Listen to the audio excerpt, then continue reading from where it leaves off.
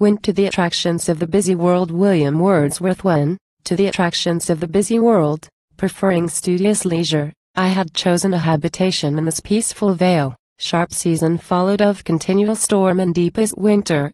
And, from week to week, pathway, and lane, and public road, were clogged with frequent showers of snow. Upon a hill at a short distance from my cottage, stands a stately fir grove, whither I was wont to hasten, for I found, beneath the roof of that perennial shade, a cloistral place of refuge, with an unencumbered floor.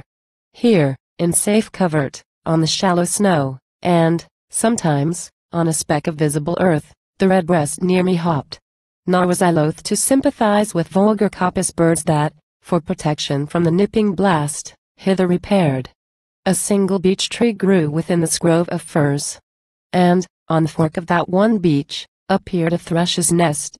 A last year's nest, conspicuously built at such small elevation from the ground as gave sure sign that they, who in that house of nature and of love had made their home amid the fir trees, all the summer long dwelt in a tranquil spot.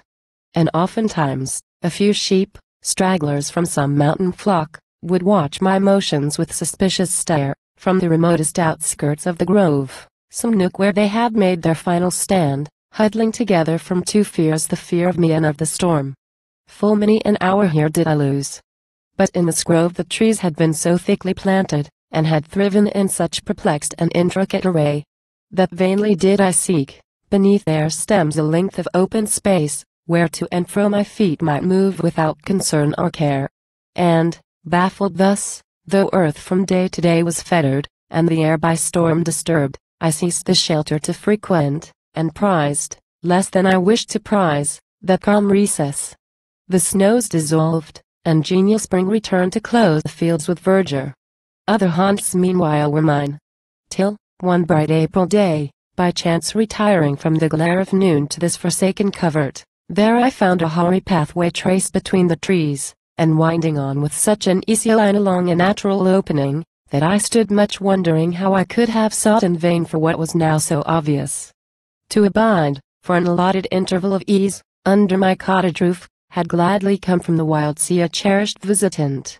And with the sight of this same path begun and ended, in the shady grove, pleasant conviction flashed upon my mind that, to this opportune recess allured, he had surveyed it with a finer eye, a heart more wakeful, and had worn the track by pacing here, unwearied and alone, in that habitual restlessness of foot that haunts the sailor measuring o'er and o'er his short domain upon the vessel's deck, while she pursues her course through the dreary sea. When thou hadst quitted Asthwaite's pleasant shore, and taken thy first leave of those green hills and rocks that were the playground of thy youth, year followed year, my brother. And we two, conversing not, knew little in what mood each other's mind was fashioned. And at length, when once again we met in Grasmere Vale, between us there was little other born than common feelings of fraternal love. But thou, a schoolboy, to the sea hadst carried undying recollections. Nature there was with thee. She, who loved us both, she still was with thee. And even so didst thou become a silent poet.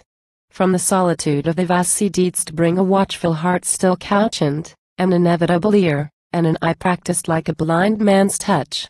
Back to the joyless ocean thou art gone. Nor from this vestige of thy musing hours could I withhold thy honored name, and now I love the fir grove with the perfect love. Thither do I withdraw when cloudless suns shine hot, or wind blows troublesome and strong. And there I sit at evening, when the steep of Silverhow, and Grasmere's peaceful lake, and one green island, gleam between the stems of the dark firs, a visionary scene. And, while I gaze upon the spectacle of clouded splendor, on this dream-like sight of solemn loveliness, I think on thee, my brother, and on all which thou hast lost. Nor seldom, if I rightly guess, while thou, muttering the verses which I muttered first among the mountains, through the midnight watch art pacing thoughtfully the vessel's deck in some far region, here, while o'er my head, at every impulse of the moving breeze, the fir grove murmurs with a sea-like sound, alone I tread this path. For aught I know, timing my steps to thine, and, with a store of undistinguishable sympathies, mingling most earnest wishes for the day when we, and others whom we love, shall meet a second time. in Grasmere's happy vale.